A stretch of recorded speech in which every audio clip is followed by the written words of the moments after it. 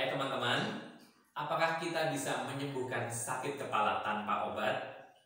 Jawabannya bisa. Pada kesempatan kali ini, saya akan memberikan 3 cara bagaimana menyembuhkan sakit kepala atau pusing-pusing ya, tanpa obat. Pertama, dengan beristirahat dan minum air putih. Kalau misalkan Anda lagi di rumah, ya dengan mudahnya ya, begitu nggak enak badan, udah langsung istirahat, minum air putih. Sabar aja sambil merem, rebahan gitu ya. Nah, pelan-pelan nanti sakit kepalanya akan hilang. Nah, sekarang kalau misalkan lagi di jalan gimana? Nah, lagi di jalan itu lebih challenging ya. Kalau di rumah langsung istirahat, kalau di jalan ya tergantung nih kita mau pakai pas lagi pakai motor atau pakai mobil. Kalau pakai mobil ya diparkir dulu, habis itu minum air putih, istirahat, merem.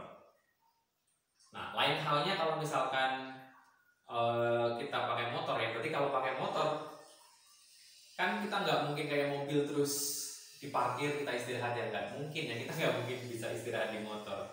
Maka kita harus nyari tempat peristirahatan. Nah, tempat peristirahatan kalau di Indonesia ada 2 yang paling gampang. 1 masjid, 2 pohon rindang. Nah, cari tuh pohon rindang. Gitu ya, jangan sampai Anda beristirahat di tempat yang panas. Nah, karena barangkali Anda kalau yang naik motor ya pusingnya gara-gara kepanasan nih. Nah, jadi pas Anda istirahatnya di tempat yang panas juga, pusingnya nggak hilang. Nah, jadi nyari pohon rindang di bawahnya gitu ya. Atau paling gampang yang pakai di masjid, enaknya di masjid itu kita bisa ke toilet, bisa bersih tangan, bisa bersih kaki gitu ya. Yang muslim bisa sambil sholat sekalian gitu. Nah, kalau nggak ada masjid, baru di bawah pohon rindang. Merem, setengah jam, 1 jam, itu kemungkinan besar pusingnya akan berkurang, bahkan hilang. Nah, cara seperti ini ya, beristirahat lalu banyak minum air putih, itu yang paling menerapkan culture seperti ini tuh biasanya dokter. Nah, saya tahu ini tuh berdasarkan ya cerita dari mereka sendiri. Kebetulan selama saya ngajar yoga itu banyak banget ketemu sama mereka ya. Ada yang praktek di klinik umum, ada yang spesialis, ada yang masih koas, ada yang jadi ahli bedah gitu ya. Semakin sering saya bertemu dengan mereka ya, ada informasi yang menarik yang saya dapat dari mereka semua, yaitu ketika mereka sakit, rata-rata mereka bilangnya nggak minum obat, merem, tidur. Nanti kalau udah enak baru bangun lagi. Nah, begitu teman-teman. Oke, kita masuk ke cara yang kedua. Gimana cara nyembuhin sakit kepala tanpa obat, yaitu dengan mandi dengan air panas. Tentunya panasnya yang terukur ya. Nah, cara seperti ini itu adalah warisan leluhur ya. Hampir di seluruh dunia menggunakan teknik ini. Coba deh kalau kita nonton film ya, film yang terinspirasi dari kehidupan zaman dulu. Pasti kalau ada orang yang sakit gitu ya, kalau nggak direbus di dalam bejana, itu pasti diuap. Dan memang betul gitu, di kehidupan nyata pun di kampung-kampung masih ada yang mempraktekkan seperti itu. Jadi kalau misalkan lagi pusing gitu ya, udah mandi air panas atau enggak diuap. Nah, zaman sekarang tentunya ya agak ngeri ya, kita bukan agak ngeri gitu. Ada orang dimasukin bejana terus dikasih api bawahnya gitu kayak direbus gitu kan. Nah, itu ngeri karena kan kita nggak bisa ngatur tingkat kepanasannya ya. Tahu-tahu airnya kepanasan gimana. Nah, kalau sekarang lebih modern ya, apalagi yang ada kamar mandinya itu sudah bisa di set panas dinginnya itu kan ya. Ya dengan mudahnya tinggal airnya di setting, tingkat panasnya pas, udah mandi yang lama, diguyur kepalanya sambil dipijet-pijet gitu ya. Atau kalau misalkan yang nggak punya shower yang ada air panasnya ya, tinggal ngerebus aja pakai panci gitu. Saya juga biasa kayak gitu, ngerebus pakai panci. Nah, Nah, lucunya lagi nih kalau aku biasanya gini nih, kalau misalkan lagi pusing ya, itu saya pakai kompor yang single, kompor yang single yang kecil, ditaruh di lantai, ini panci, taruh di atasnya rebus air, terus aku berdiri ngangkangin gitu, jadi nguapin badan dari bawah. Habis itu aku kayak jongkok kayak gitu kayak squat, nah sehingga perutku itu persis di atas panci, jadi kena air panas. Habis itu muka ya, setelah cukup baru mandi pakai air panas. Nah, jadi prosesnya panjang, itu bisa sekitar 45 menit lah. Setelahnya tinggal udah istirahat. Nah, itu enak banget. Nah, itu cara yang kedua, yaitu mandi pakai air panas. Cara yang ketiga yaitu dengan latihan, dengan gerakan. Nah, dengan menggerakkan otot-otot di sekitar leher, itu otot yang tadinya tegang jadi rileks, otot yang mungkin ada yang peredaran darahnya berhenti jadi lancar gitu ya. Nah, sebenarnya mirip kayak dengan air panas dengan air panas. Kalau ini dengan gerakan. Nah, ini contoh gerakannya teman-teman. Nah, jadi gini nih. Saya mulai dari sisi kanan ya. Nah,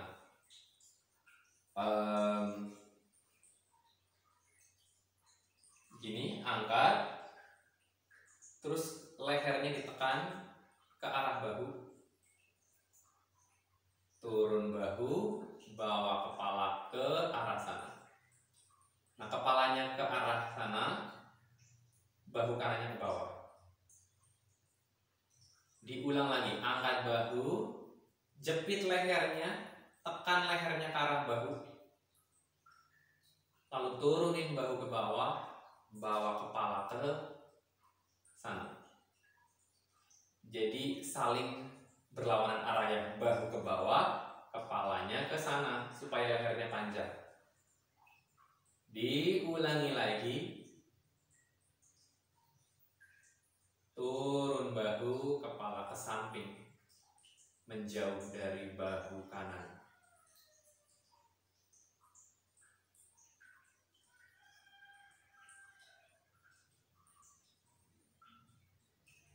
Berapa kali ngulangnya? Antara 3-5 putaran ya. Pelan-pelan. Setelah 5 kali, tahan di situ lalu pegang kepalanya. Nah, tangannya ini buat narik supaya lebih jauh. Tahan. Kepalanya terus bergerak ke samping ya, di sini ke arah kiri, bahunya ke kanan. Bahunya ke bawah. Tahan secukupnya, mungkin sekitar 1 menit. Nah, lalu turunkan tangan, kepalanya masih diem, turunkan tangan kirinya ke bawah, inhale. Lalu exhale, putar kepalanya ke bawah, lihat bahu kiri di belakang. Nah, biasanya pada saat muter kepala, bahu kanan akan terangkat. Jadi jangan biarkan ikut ngangkat. Terus tekan bahu kanannya ke bawah.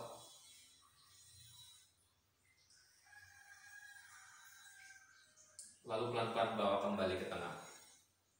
Nah, setelah itu sisi yang kedua, sama aja ya, sisi yang kedua.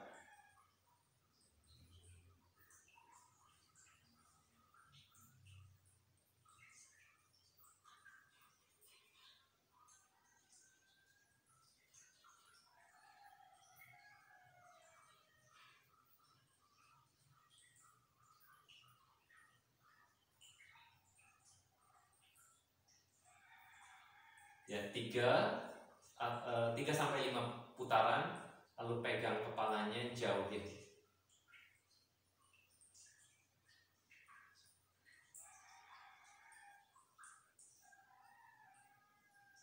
Durasinya Anda tidak harus sama dengan saya, karena saya cuma nyontohin ya. Kira-kira lah 1 menit, 1,5 menit. Lalu turunkan tangan, putar kepala ke bawah, lihat bahu di belakang. Pada saat memutar kepala, kepalanya juga jangan sampai ngangkat ya. Jadi pada saat miring, putar benar-benar kepalanya nggak ngangkat.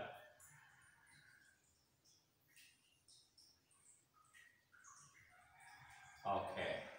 Seperti itu, badannya biasanya pusingnya udah mulai berkurang.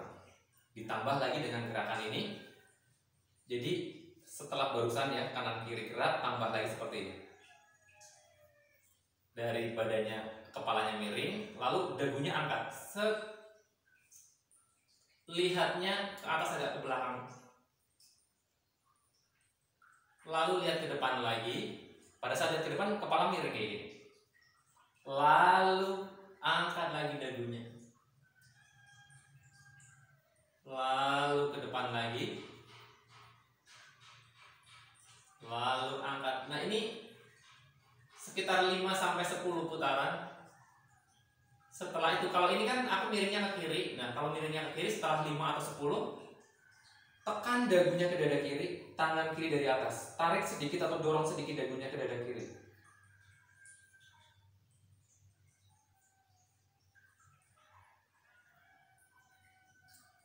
Gitu ya. Demikian juga sisi yang sebelahnya. Miringkan kepala ke kiri, angkat dagu, lihat agak ke belakang, pojok sana, pojok atas. Lihat ke depan lagi, angkat dagu, lihat pojok atas. Lihat ke depan, angkat pojok atas, antara 5-10 putaran, lalu dagu ke dada kanan. Begitu. Nah, setelah itu lakukan rabbit pose. Targetnya mijet ubun-ubun. Nah, gini.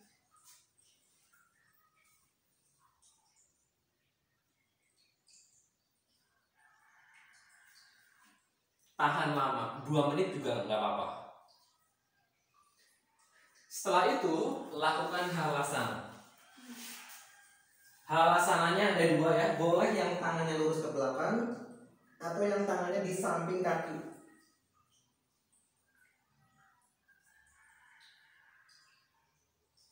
Oke.